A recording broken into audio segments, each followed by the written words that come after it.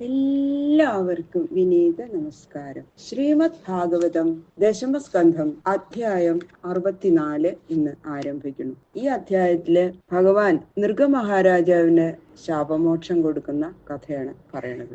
ബ്രഹ്മസ്വം ദേവസ്വം ഇതൊക്കെ അപഹരിക്കുന്നത് കൊണ്ടുള്ള ദോഷം പഠിപ്പിക്കുകയാണ് ഈ കഥ കൊണ്ടുള്ള ഉപയോഗം. ഭഗവാന്റെ കുട്ടികളെ അത് പഠിപ്പിക്കുക, കുട്ടികൾക്ക് പറഞ്ഞു കൊടുക്കുന്ന രീതിയിൽ കുട്ടികൾക്ക് പറഞ്ഞു കൊടുക്കുകയാണ് ഭഗവാൻ. പക്ഷേ അത് നമുക്ക് എല്ലാവർക്കും അതൊരു പാഠമാണ്. അത് മനസ്സിലാക്കാൻ വേണ്ടിയിട്ടാണ് ഇതുപോലെയുള്ള കഥകള് പറയുന്നത്.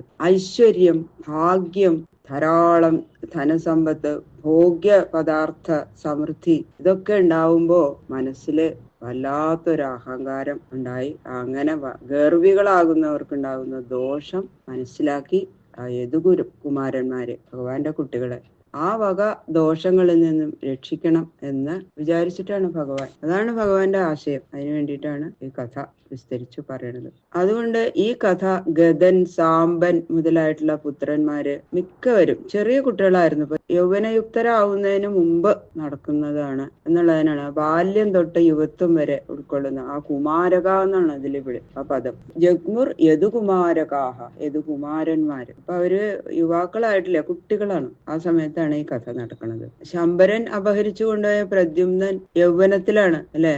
യൗവനാവുമ്പോഴാണ് ഭാര്യാസമേതനായിട്ട് വരുന്നത്. അപ്പൊ പ്രദ്യുമ്നൻ എത്തിയിട്ടില്ല ആ സമയത്ത്. ഐശ്വര്യാദി സമൃദ്ധിയില് അഹങ്കാരം ബാധിക്കാതെ ഇരിക്കണമെങ്കിൽ വളരെ ഭാഗ്യം ചെയ്തിരിക്കണം. അഹങ്കാരത്തെ പോലെ അധപ്പതിപ്പിക്കുന്ന അധമ ശത്രു മറ്റാരുമില്ല എന്നതാ നൃഗമഹാരാജാവിന്റെ ചരിത്രം നമ്മളെ പഠിപ്പിക്കുകയാണ്. അതുകൊണ്ട് ആ കഥ ശ്രീകൃഷ്ണ ഭഗവാൻ ഈ കഥ യദുകുമാരന്മാരെ പറഞ്ഞു ധരിപ്പിക്കണത് എന്ന് ശ്രീശുക ബ്രഹ്മർഷി പരീക്ഷത്തിനോട് പറയാണ്.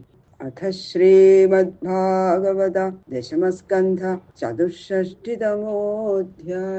ശുക്ലാംബരധരം വിഷ്ണും ശശിവർണം ചതുർഭുജം പ്രസന്നവദനം ധ്യായേ സർവവിഘ്നോപശാന്തയേ.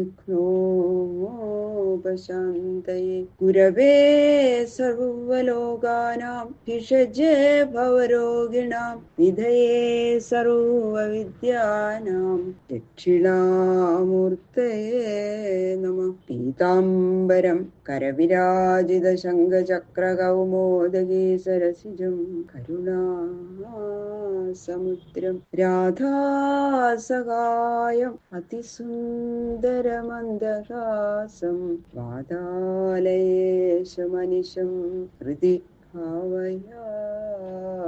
ശ്രീ ഗുരുവായൂരപ്പ ശരണം. നാരായണം നമസ്കൃത്യ നരം ചൈവ നരോത്തമം ദേവീം സരസ്വതീം വ്യാസം തതോ ജയമുദീരേ. മൂകം കരോതി വാചാലം പങ്കും ലംഘയതേ ഗിരിം യത് കൃപാതമഹം വന്ദേ പരമാനന്ദമാധവം. ഓം നമോ ഭഗവതേ വാസുദേവായ. ഓം നമോ ഭഗവതേ വാസുദേവായ. ഓം നമോ ഭഗവതേ വാസുദേവായ. ശ്രീ ശുക ഉവാച. ഏകദോ പവനം രാജൻ ജഗ്മുർ യദുകുമാരകാ വിഹർത്തും സാംബ പ്രദ്യുമ്ന ചാരുഭാനുഗദാദയ.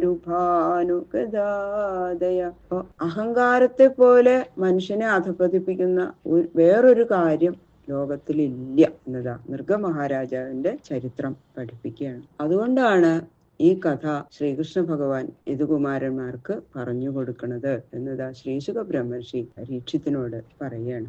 ഹേ രാജൻ, ഒരു ദിവസം സാമ്പൻ, പ്രദ്യുമ്നൻ മുതലായിട്ടുള്ള യദുകുമാരന്മാര് പലതരത്തിലുള്ള കളികളൊക്കെ കളിച്ച് അടുത്തുള്ള ഒരു തോട്ടത്തില് പ്രവേശിച്ചു. ക്രീഡിത്വാ സുചിരം തത്ര വിജിന്നന്ത പിപാസിതാ ജലം നിരുദകേ കൂപേ ദദൃശു സത്വം അത്ഭുതം. കുട്ടികള് ആ തോട്ടത്തില് കുറേ നേരം കളിച്ചു, പലതരം കളികൾ കളിച്ചു അവര്. അങ്ങനെ അവർക്ക് വല്ലാത്ത ദാഹം ഉണ്ടായി. അപ്പൊ എവിടെയാ വെള്ളം കിട്ടുക എന്ന് നോക്കിയപ്പോ ഒരു കിണറ് കണ്ടു. കിണറിന്റെ ഉള്ളിലേക്ക് നോക്കിയപ്പോ എന്താ ഒട്ടും വെള്ളമില്ല. പക്ഷേ അത്ഭുതജനകമായ ഒരു പ്രാണി അതില് കിടക്കണത് അവര് കണ്ടു. വെള്ളമില്ല, പക്ഷെ വല്ലാത്തൊരു ജന്തു. ഇവര് ഇതിനു മുമ്പ് കണ്ടിട്ടില്ല അങ്ങനെ ഒരു ജന്തുവിനെ.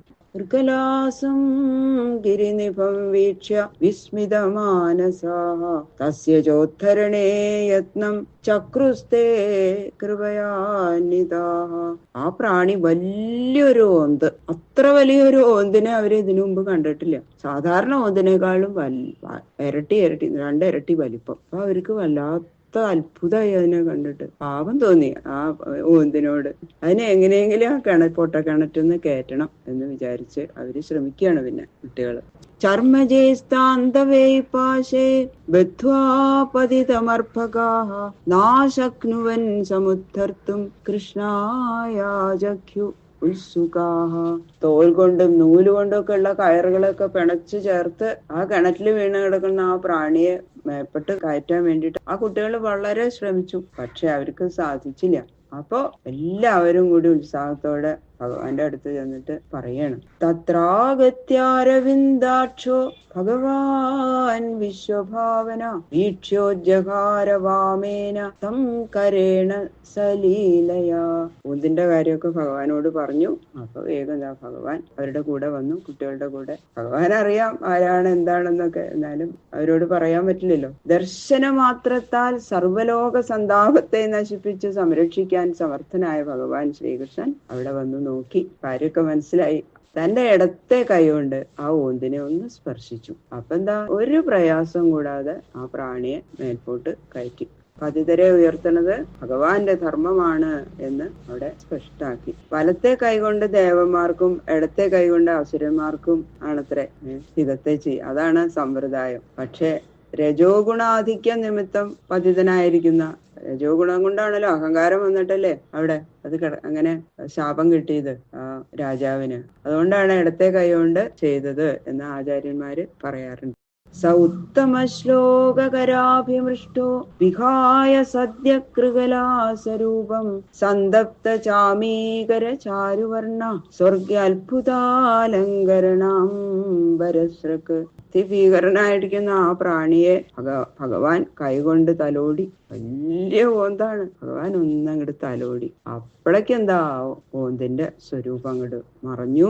ആ സ്ഥാനത്ത് പഴുപ്പിച്ച സ്വർണം പോലെ അതിമനോഹര വർണ്ണത്തോടും വിശേഷ വസ്ത്രാലങ്കാരങ്ങളാൽ അതിശോഭയോടും കൂടിയ ഒരു ദേവരൂപം അങ്ങോട്ട് കാണപ്പെട്ടു. അവിടെ ഒരു ദേവനായിട്ട് അങ്ങോട്ട് മാറി ആ ഓന്ത്. ബാക്കിയുള്ള ശ്ലോകങ്ങള് നാളെ നോക്കാം. സർവത്ര ഗോവിന്ദ നാമ സങ്കീർത്തനം ഗോവിന്ദ ഗോവിന്ദ ഗോവിന്ദ ഗോവിന്ദ.